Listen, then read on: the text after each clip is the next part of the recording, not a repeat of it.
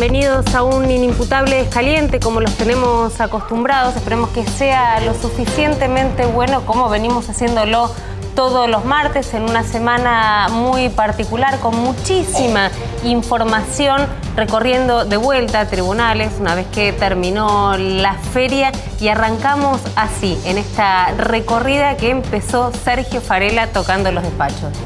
Sí, y una causa complicada, Romina, que puede afectar el futuro político de quien es hoy uno de los más importantes precandidatos a las presidenciales del año que viene. Estamos hablando nada más y nada menos que de Florencio Randazzo. Una denuncia que va lento pero a paso firme. Estamos hablando de una denuncia que hacen dos empresas de transporte de pasajeros de larga distancia, donde concretamente denuncian a Randazzo, al secretario de Transporte y al exsecretario de Transporte Juan Pablo Schiavi, sobre una denuncia que estaría dando cuenta del corte de subsidios por el gasoil subsidiado que tienen justamente estas empresas. Bueno, que a partir del 2012 se les cortó esta entrega de subsidios, y además denuncian otro hecho muy grave. Dicen que a partir del 1 de agosto de este año a las empresas se les quitó la licencia con las cuales pueden operar. Estamos hablando de las empresas Nueva Chevalier y San José, que bueno, denuncian estas irregularidades. Hay un juez que investiga, que es Luis Rodríguez, que está haciendo varias medidas, y las últimas novedades de Romina son que el juez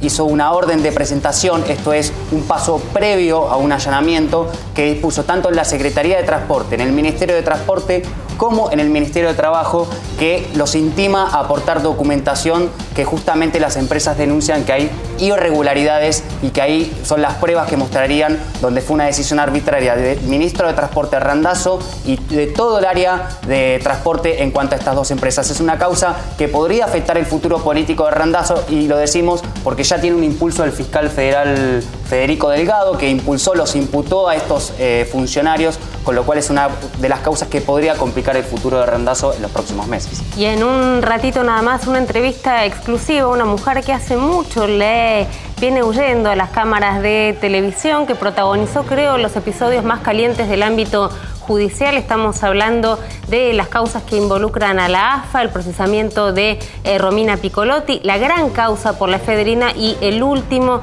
de las intervenciones que tiene que ver nada más y nada menos con la restitución del nieto de Estela de Carlotto. Estamos hablando de María Romilda Servini de Cubría. Vamos a tener una entrevista exclusiva que le hicieron Varela y Omar Lavieri. Hace mucho que no habla María Romilda Servini de Cubría, perdón, en televisión. Lo hizo acá, eligió en Inimputables, y va a estar en un ratito nada más. Y ese señor que ven ahí, ¿hay alguna cámara que nos pueda, que lo pueda mostrar, o les compliqué la vida todo? Ahí está. Ese señor que ven ahí es nada más y nada menos que Sebastián Basso, es el fiscal federal de Morón, uno de los pocos hombres de la justicia que se animó a poner en blanco sobre negro el tema de los secuestros, a decir que evidentemente de los secuestros express hay una nueva modalidad, hay una vuelta, tiene un distrito, comparaba recién Lavieri, casi con la cantidad de habitantes del Chaco. 5 veces la provincia del Chaco. Mira, Morón, Matanza, Merlo, Ituzaingó, Marcos Paz, Hurlingham, Sebastián Basso, no tuvo miedo a ponerle un número, y nos va a contar qué es lo que está pasando. Seguimos con esta recorrida por los despachos de tribunales.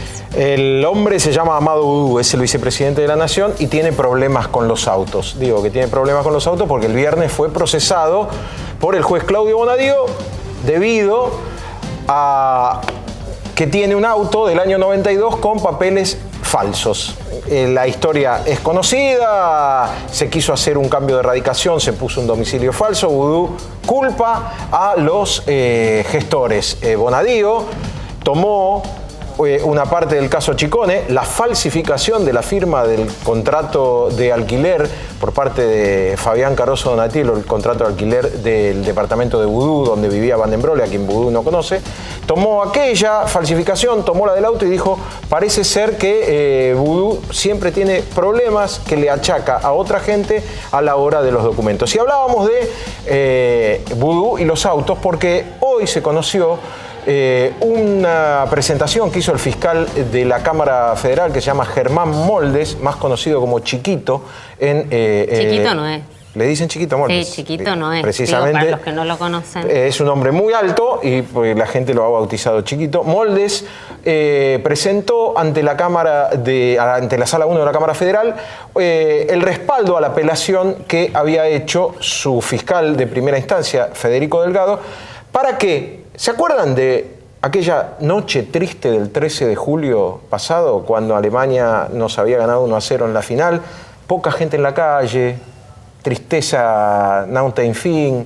Bueno, la novia de Vudú salió con el auto, fue a Belgrano, fue a una reunión, dejó el auto, un Audi, moderno, lujoso, lo dejó y 2 horas después salió de esa reunión y dijo, me robaron un bolso con 2 computadoras y un disco rígido.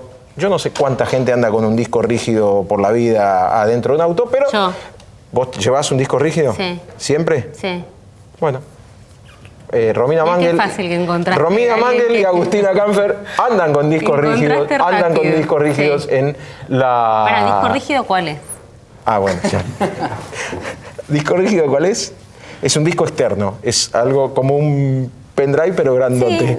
Sí, ahora te lo muestro. ¿Lo llevas? El tema, perdón, es dejarlo en el vehículo. Claro, y vos lo dejás, vos estacionás el auto y dejás el disco y las computadoras. Ahora venía a ver. Ahora, Bueno, después no quiero dar más datos porque ahora salgo y el auto, encuentro patente, tal. Sí, bueno, claro. decíamos, esa noche Agustina Camfer, el otro yo de Romina Mangel, denunció que le habían robado 2 computadoras y un disco externo.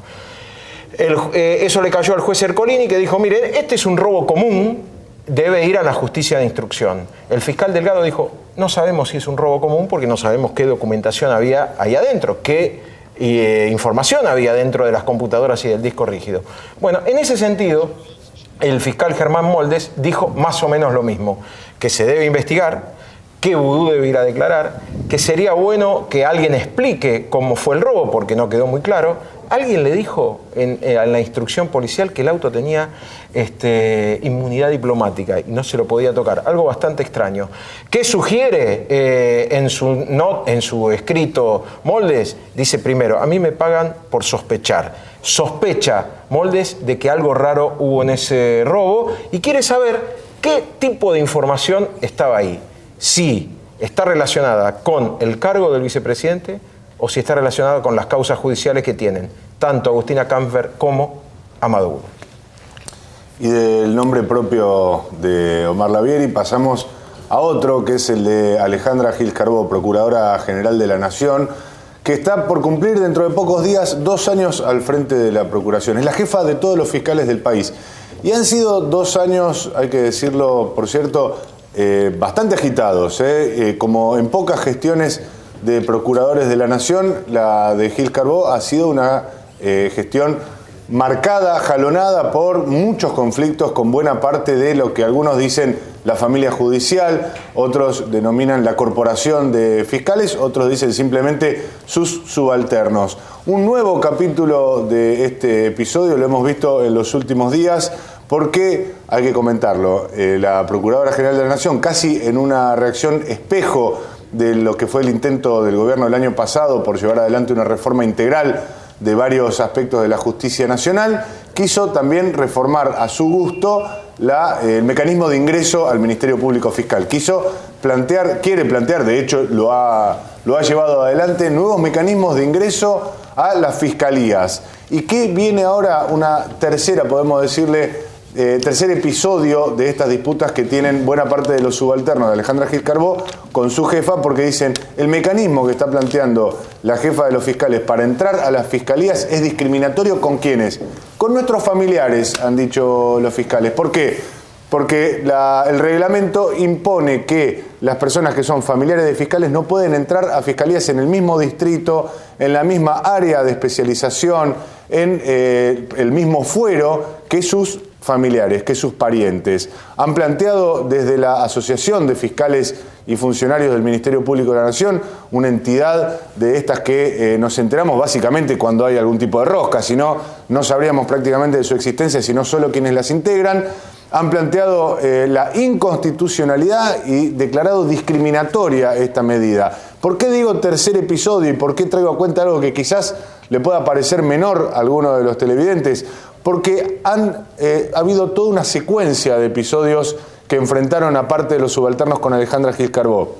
Recordemos, los primeros tenían que ver con la creación de procuradurías, estos organismos paralelos a las fiscalías, que la idea es coadyuvar con la tarea de los fiscales, pero que según estos funcionarios dicen, a mí me ponen por encima a fiscales que no han sido nombrados por el Congreso. Y en una segunda instancia, también en un sentido parecido, la procuradora les dijo a los fiscales, bueno, vamos a ver el ejemplo, empecemos a pagar ganancias. Imagínate lo que fue en su momento la reacción de la Corporación de Fiscales. Este es un capítulo más de estas confrontaciones casi constantes entre la procuradora y los fiscales. Y esta recorrida que empezábamos por tribunales, por feria, con muchísima información, les vamos a entregar una entrevista exclusiva que hacían Omar Lavieri y Sergio Farela a la protagonista del momento, María Romilda Servini, de Cubría, que lleva en la justicia ya ¿cuánto? Como jueza federal desde el año 90, según nos contó, tiene 40 años de ingreso a tribunales, tiene 77 años, se podría haber jubilado, cuando hace unos años ya tiene la edad para jubilarse. Es jueza federal desde el 90, es la jueza federal y además es jueza electoral, con lo que tiene una relación permanente con la vida política, los partidos, la rosca, el armado de listas, conoce a todo el mundo y es de las juezas que durante la dictadura, como jueza de menores, entregó chicos, hijos de desaparecidos buscados por sus abuelas, restituyó chicos allá por el año 77, 78, obviamente no había estudios de ADN, obviamente nos contó, la semana pasada nos contó a nosotros que el primer caso fue de un chico que le dejaron un cartel diciendo a qué familia correspondía y ellos hicieron una búsqueda más o menos rápida y encontraron a los familiares. Es básicamente una jueza que entiende del poder, es una jueza que tiene casos de corrupción. Y empezamos hablando con Sergio Farela en su despacho del Palacio de Tribunales. Ella tiene dos despachos, uno ahí y otro en Comodoro Pi. Hablamos en el de Tribunales. Comenzamos hablando de las causas que más ruido hicieron en los últimos días. La investigación por el fútbol para todo y el dinero por el allanamiento a la AFA, la efedrina para todos, que sería la causa de las 40 toneladas de efedrina, y también el procesamiento a Romina Piccolotti, otra funcionaria kirchnerista vinculada a algún caso de corrupción. Así empieza la primera parte de este reportaje que hicimos con Sergio Farela a María Servini de Cubría.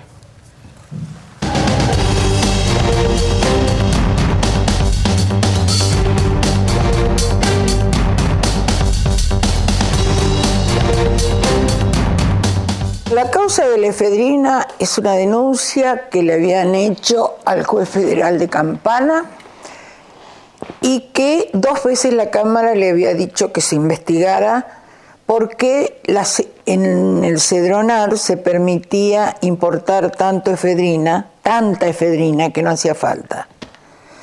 Hasta que se descubre que realmente la utilizaban, la importaban a algunos laboratorios, luego la utilizaban y terminaba en México. Nos dimos cuenta que no había un control de importación. Si bien no estaba prohibida por la ley, pero los funcionarios del Cedronar conocían muy bien para qué servía la efedrina y habían hecho cursos, o sea que ellos tendrían que haber sospechado algo. Y bueno, esa fue la investigación que se hizo. Todavía no terminó, Ahora se va a la Cámara porque han apelado todos los procesados. ¿Había alguna connivencia con el poder político más arriba de la Cedronar? No lo sabemos. Tenemos las llamadas telefónicas, que eso está todo escrito en la resolución. Pero a mí no me surge nada más. Doctora, además surgen, como usted dice, llamadas desde Casa Rosada. ¿esto podría dar pie a que otros funcionarios, tal vez como él dice, con mayor jerarquía, sean investigados? Pueden ser funcionarios también de baja jerarquía, a lo mejor, no sé, pero cualquiera puede ser que llame de la Casa de Gobierno. No sabemos, no puedo hablar ni sí ni no, porque no sabemos. Después del procesamiento de Granero vino el procesamiento de Piccolotti. No, lo de Piccolotti estaba hecho antes, sino que justo surgió y se enteró el periodismo en esa fecha. Pero estaba hecho unos cuantos días antes.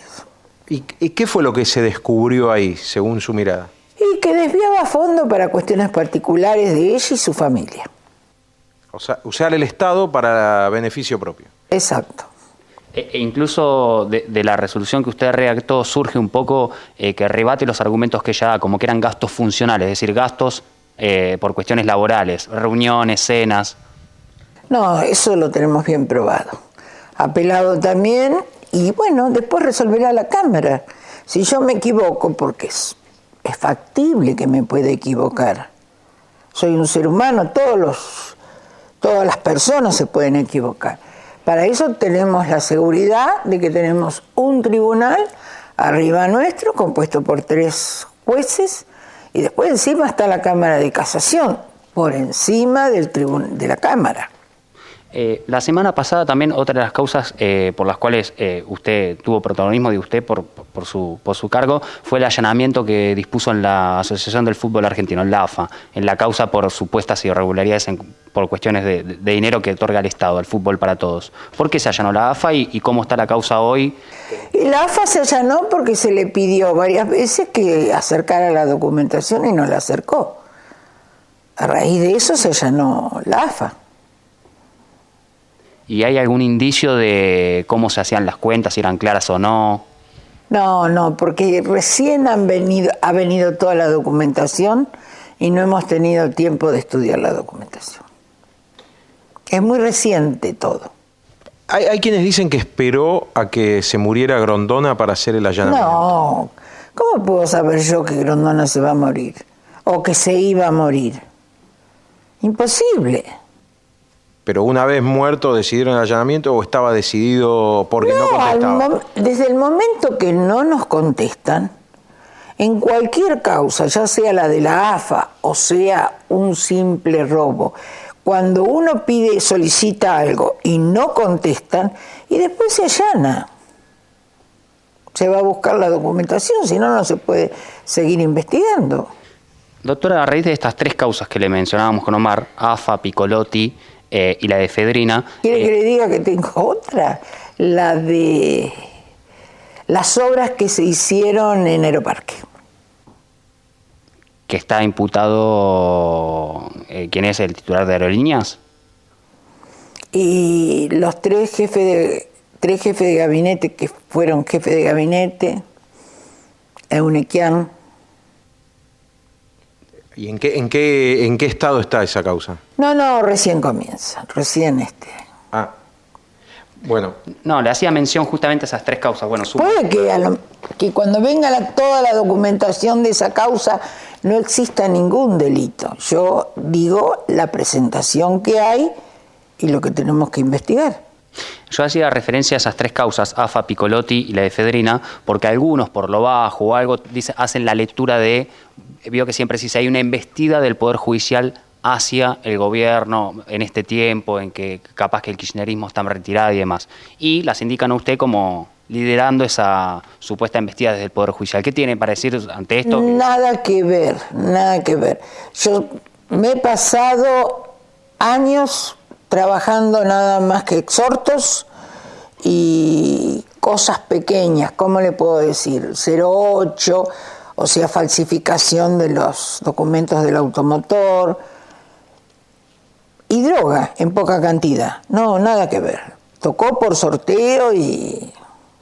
O sea, no hay una... Piccolotti estaba hacía mucho tiempo también. Sí. Y Granero también. Sí. O sea, no hay una embestida, no hay un síntoma de debilidad del gobierno por el cual empiezan a sucederse procesamientos. Esto es lo que... No. ¿Sabe cuánto hace que estábamos por sacar la resolución de La efedrina, desde febrero. Pero lo que pasa es que o surge algo nuevo, o pasa algo, o queremos verificar algo, y entonces se fue alargando y alargando y alargando. Pero no tiene nada que ver. No, mi pregunta también iba si a usted, como jueza, digamos, siente temor por si hay alguna réplica o algo. Uno nunca se sabe. Se sabe que sí hay manejos políticos. Desde el Consejo de la Magistratura pasó cuando fue el momento de si se analizaba o no, si recusaban al juez Lijo en aquella otra causa de Chicón y demás. ¿Usted siente este temor, digamos, siempre estar atento o no? No tengo temor. Ahora, lo que sí he leído en los diarios de que me quieren recusar en el sentido que dicen que no somos competentes. Ya hay yo ya me declaré incompetente anteriormente y la Cámara no me hizo lugar a la incompetencia.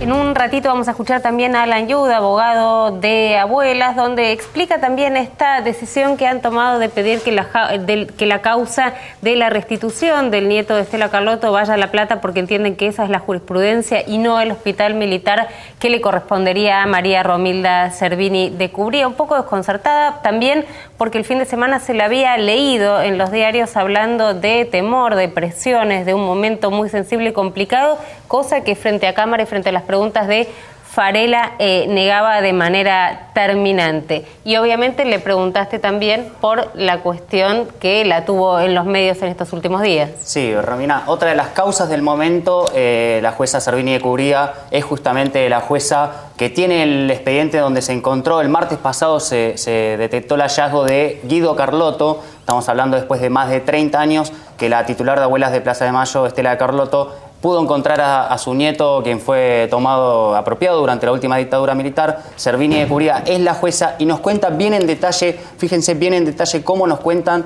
ella, cómo ella se lo hace saber a Estela Carlotto ese martes, digamos. Y perdón, y esto es importante tener la palabra de la jueza justamente porque el malestar que surge a partir de Estela de Carlotto, de los abogados de Abuela, de la hija de Estela de Carlotto de Claudia, tenía que ver con la acusación de filtraciones. Exacto. Por parte del juzgado que tiene al frente a Servini de Cubría. Por eso es importante escucharla directamente y sin intermediarios.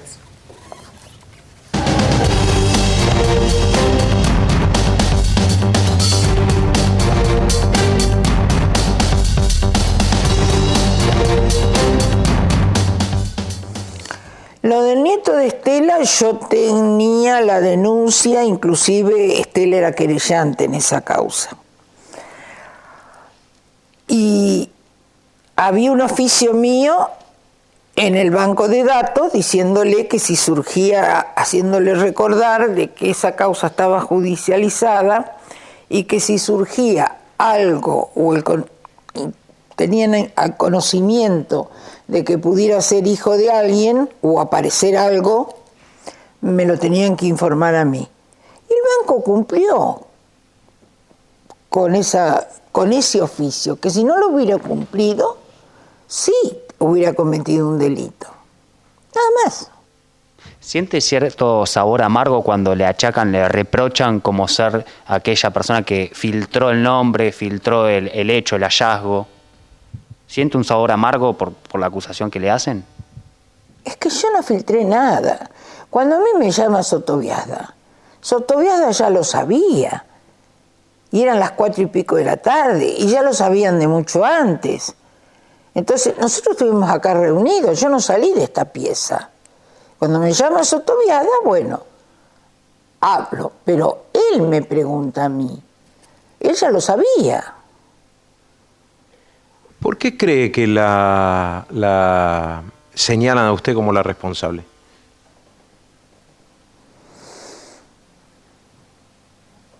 No sé, la verdad que no sé. ¿Cuántos nietos restituyó? 13. En los otros casos, ¿qué pasó con los padres de crianza? Con las personas que le sustituyeron la identidad y los tuvieron desde chiquitos a los nietos restituidos. No son padres de crianza. Para mí, en los otros casos que yo tuve eran apropiadores. Entonces hablemos de eso. ¿Qué pasa con los apropiadores? Y bueno, el apropiador se lo detiene inmediatamente, como está detenida la señora de Vildosa, que ahora va a juicio oral. Vildosa, uno de los peores represores que tuvo la Marina. Sí, y que se fue del país con su mujer y el chico que se habían apropiado, que es nieto de Cecilia Viñas. Y lo formaron de tal forma, lo han criado de tal forma que no quiso saber nada con Cecilia. Usted como juez está obligada a avanzar en la investigación, a ver cómo fue la apropiación y quiénes lo apropiaron, más allá de las circunstancias de si sabían o no, si se trataba de un bebé robado en un centro clandestino de detención y demás. Yo estoy obligada y aún estoy buscando a Vildosa, que dicen que se ha muerto, pero que no tengo la seguridad si murió o no, porque me mandan de África una partida de defunción con un nombre supuesto y el cadáver dicen que lo cremaron. Entonces yo no sé si Vildosa murió o no y seguimos buscándolo. Los apropiadores terminan condenados en general, procesados seguro. A veces hay que ver cómo es el tema, porque muchas veces las mujeres no lo saben los padres, los hombres, sí, los esposos de estas mujeres. Básicamente aquí... Ahora, en el caso de Vildosa, la señora sí lo sabía a raíz de que ella se escondía con su marido, estaba prófugo, estuvo muchos años prófugo, a raíz de esta apropiación de este chico. Que no es un caso asimilable al de el nieto recuperado de No, son dos cosas completamente diferentes. ¿Ha tenido usted entre los casos familias que adoptaron o criaron a los chicos de buena fe? ¿Se los dieron y...? No, que yo recuerde, no. ¿Siempre había alguna relación con el sistema represivo? Sí, que yo recuerde, no. Y doctora, ¿incide el hecho de que aquella familia que la apropió, que anotó a cada uno de los chicos como hijo propio, falseando documentación Porque y está demás? el caso de Policarpo Vázquez, sí, claro. Pero eso la Cámara lo deja en libertad, no yo. ¿Usted lo detuvo? ¿Era un buzo táctico? Yo lo detuvo. No era buzo, era del Servicio de Inteligencia de la Marina. De la Marina, que estaba en la base Y lo apoyaron muchísimo, muchísimo. Y consiguieron que en la Cámara le diera la libertad, con una composición anterior. No, mi pregunta era, ¿se incide penalmente que aquellos apropiadores que hayan criado a estos chicos y demás y hayan falseado documentos, anotándolos como hijos propios y demás, inciden si sabían o no si eran hijos de personas desaparecidas, digamos? ¿Tiene alguna incidencia penal el hecho de que lo hicieron sabiéndolo o no sabiéndolo? ¿Es lo mismo para la justicia? No es lo mismo para la justicia, pero no se puede adelantar. Cada caso es completamente diferente. No hay ninguno igual que otro. Ninguno. ¿Nos puede contar cómo fue el momento del diálogo con Estela Carlotto el martes pasado? Fue un diálogo muy emotivo. Realmente todos acá llorábamos casi. Estaban sentados donde están sentados ustedes, las dos personas del banco, la doctora Cardoso, que es una excelente bioquímica, y estaba el doctor Lavalle, que es la parte jurídica del banco. Yo estaba sentada acá, Estela aquí, y gente de mi juzgado sentados allí, en una silla. Entonces entra Estela, cuando yo me entero y me dan y me dicen, tenemos el dato que apareció el nieto de Carlotto, yo me levanto inmediatamente, porque me pareció que saberlo yo y no decírselo a Estela era como traicionarla. No lo podía saber yo sin decírselo a ella, porque a mí me hubiera pasado lo mismo si hubiera estado en el caso de ella. Entonces lo primero que hice fue, salté de aquí y me fui a hablar por teléfono. Le digo, Estela, ¿podés venir que necesito hablar con vos? Me dice, bueno, voy a la tarde. Después me dice, no, voy a adelantar y voy a ir a la mañana. Y así fue, vino, no sé por qué vino sola, porque ella generalmente nunca viene sola. Y apenas se sentó le dijimos, yo le dije, Estela, apareció un nieto nuevo. Y se puso contentísima, muy, muy contenta, emocionada. Y cuando se le dijo, ese nieto es Guido, bueno, nos abrazamos, casi se pone a llorar. Fue una situación muy emotiva. ¿Le dijo algo hacia usted? ¿A usted le dijo? No, estaba contentísima. No, si no podía ni hablar casi, Estela, de la emoción que tenía. ¿Y qué fue lo primero que hizo ella? No, cuando ella se tranquiliza, lo primero que pide es hablar con su hija Claudia. Y estaba tan nerviosa que no podía ni discar. Entonces le discamos, una de las chicas que estaban acá le discó.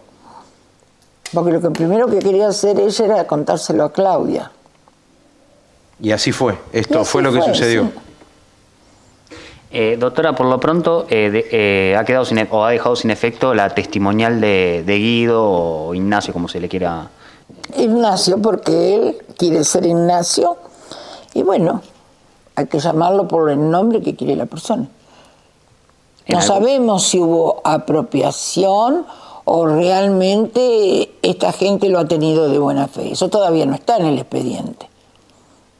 Y si lo han tenido de buena fe, no hay por qué cambiarle el nombre. Y doctor, más allá de que obviamente no le pido adelantar opinión, pero si lo han tenido de buena fe y pese a ello falsearon documentación para anotarlo como hijo propio. Pero hay que ver, porque a lo mejor se lo anotó el patrón, no sé cómo es el tema. O el patrón u otra persona, no sabemos cómo es. Acá dan todo por hecho, pero si no se sabe ni dónde nació. ¿Cuánto calcula que puede tardar una investigación como esta? Digo, por los otros casos. Aparece un nieto, se restituye... No es fácil, salvo que alguien venga y diga, me lo dio fulano de tal. Y fulano, una cosa que nos den nombres... Entonces, en ese caso es rápido, si no, es lento. Todo es lento en la justicia, no es rápido. Pero para mí lo más importante de esto, ¿sabe qué es? Que Estela esté con su nieto. El haberle podido decir, Estela, el nieto que recuperamos es Guido, fue una satisfacción tan grande.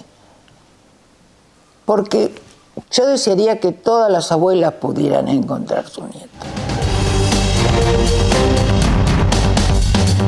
Gran trabajo acá de los colegas que lograron que María Romilda Servini de Cubría se pusiese frente a una cámara después de un muy largo tiempo. Lamentamos que se dé también en el marco de esta interna, ¿no? Esta situación tan emotiva que todos seguimos celebrando y viviéndola tan a flor de piel se trasladó a un enfrentamiento entre la familia Carlotto y la jueza por las filtraciones y como en un ratito vamos a escuchar de Alan Yu también pidiendo que la causa se traslade a La Plata. Gran trabajo, apareció María Romilda Servini de Cubría dando una entrevista. Vamos a un corte y volvemos, prometimos, con uno de los fiscales que le pone número a los secuestros express que dominan lamentablemente las noticias todos los días.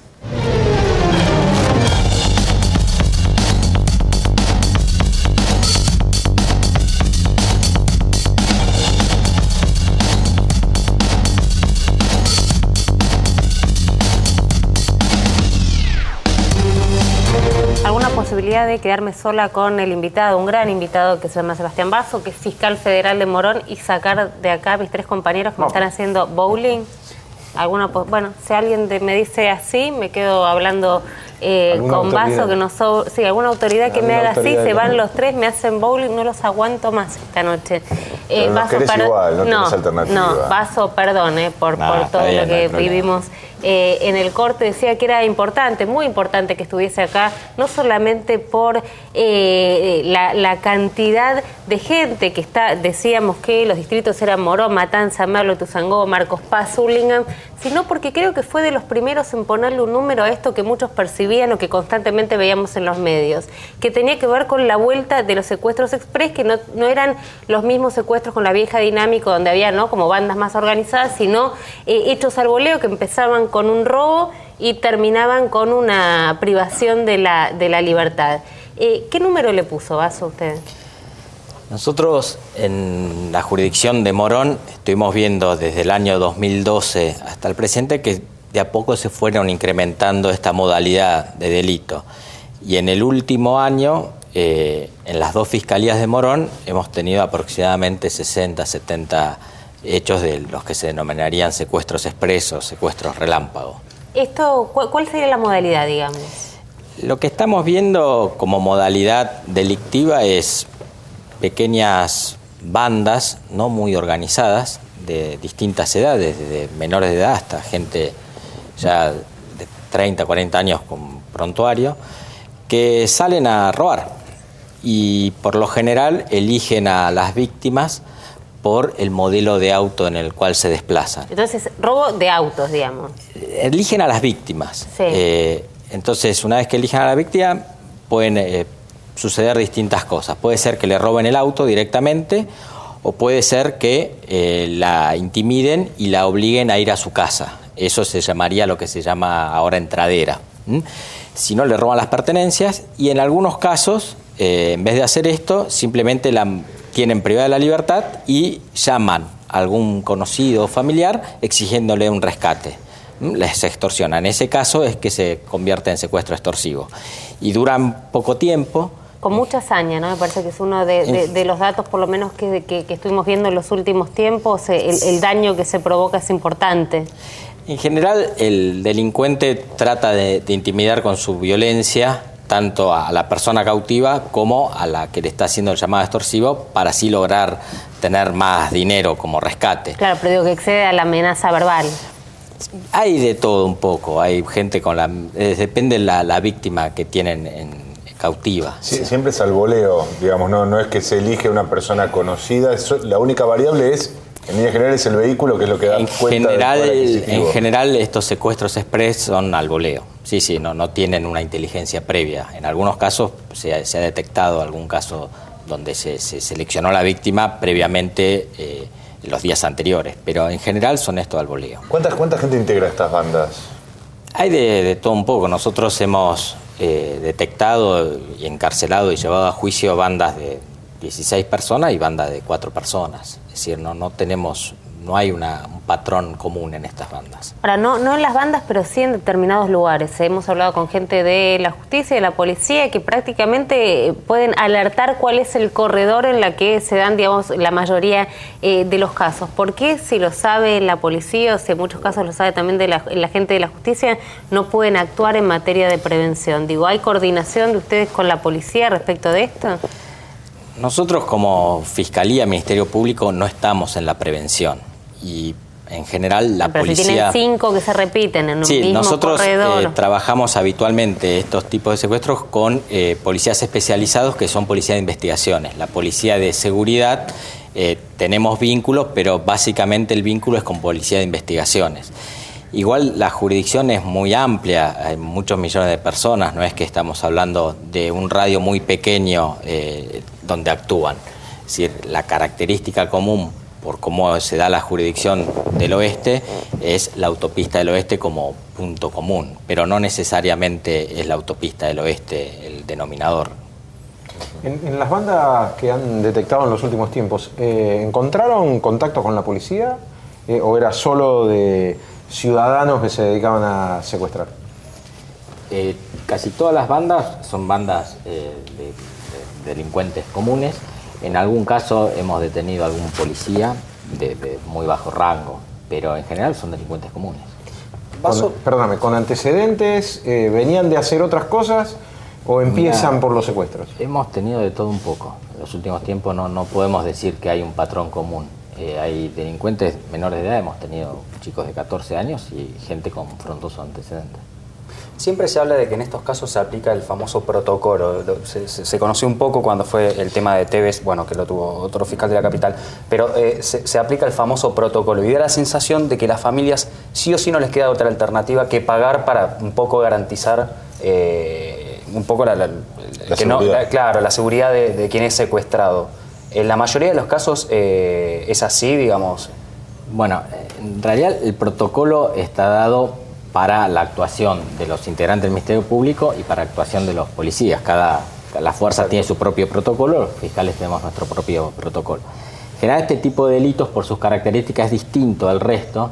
Entonces, la policía, que es el actor que interviene primero, se le recomienda, por ejemplo, no intervenga la policía común, sino policías especializados que generalmente están en las brigadas de investigaciones. Si la víctima logra hacer llegar a la policía la denuncia rápidamente, en ese mismo momento ya se pone en funcionamiento todo este protocolo y empieza a trabajar brigadas especiales con policías especializados que hacen contención a la víctima y a su vez toda la investigación.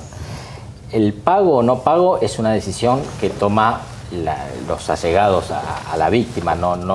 Ni la policía ni el Ministerio Público le dicen que tenga que pagar, ni tampoco le dice que no pague.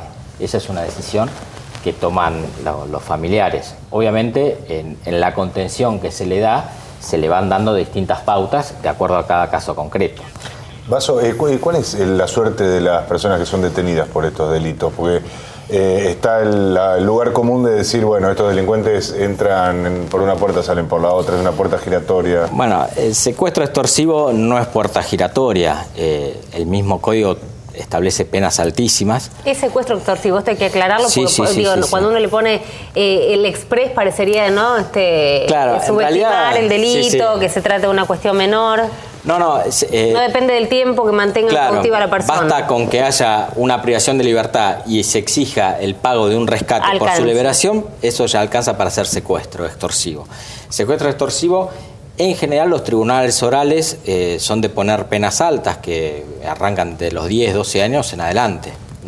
Sí, son penas muy altas y por lo general todos quedan detenidos. ¿Usted, perdón, daba el número, el cálculo de 10 denuncias por turno, más o menos, era lo que estaba manejando?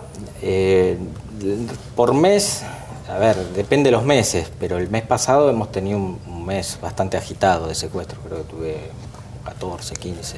¿Y hay cifras negras, digamos, en este tipo de delitos? ¿Se denuncian siempre? Hay cifras negras, seguro. ¿Cuál es la cifra negra? Obviamente no la puedo saber porque es ajena al conocimiento nuestro. ¿Cifras negras te referís a casos que no son denunciados por las familiares y que se arregla sin intervención de funcionarios? Sí, hay muchos casos que no se denuncian. En general nosotros recomendamos a la gente que haga la denuncia, porque es la forma, primero, que la sociedad tiene de colaborar con la seguridad de la población. Segundo, porque a la víctima también es una forma de reparación que el Estado le dé algún tipo de servicio que le pueda por lo menos restaurar un poco el daño que se le ocasionó. Y tercero, nos sirve a nosotros para hacer la prueba para poder encarcelarlo. En la medida que las víctimas colaboran, nosotros podemos llevar adelante las investigaciones con éxito. ¿Usted ahora vuelve a Morón? Ahora, mañana a la mañana, sí. Bueno, mañana a la mañana. ¿Va tranquilo? ¿Usted va tranquilo? ¿Se maneja tranquilo? Sí, yo me manejo tranquilo.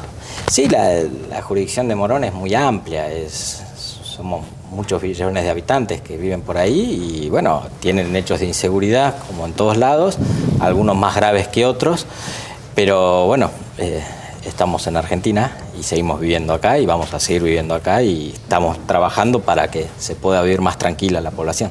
Sebastián Basso, fiscal federal de Morón, nos visitó acá en Inimputable. Es un hombre que no tiene miedo a ponerle un número a esto que en general no suele haber tanta resistencia, las estadísticas que se están manejando. ¿Qué trajo para dejarnos en la mesa de trabajo del imputable? Le vamos sacando, en un momento nos van a acusar a nosotros, ¿no? Porque esto parece que acá bajo presión vamos dejando a la gente. Un bolígrafo que... Otro bolígrafo entonces que se suma a esta a esta mesa de trabajo de Inimputables. Es un poco extorsivo, pero nadie hablará de enriquecimiento ilícito de nuestra parte. No, mucho menos de la que trajo una creo que es una Big, ¿no? También una... Bueno, desconozco la marca. No, desconocemos la marca. Vaso, muchísimas gracias por haber estado acá en Inimputables. Gracias a ustedes por haber estado ahí del otro lado y como solemos decir, solo nos resta mejorar. Creemos que hicimos un muy buen programa. Esperamos hacer uno mejor el martes que viene. Muchas gracias.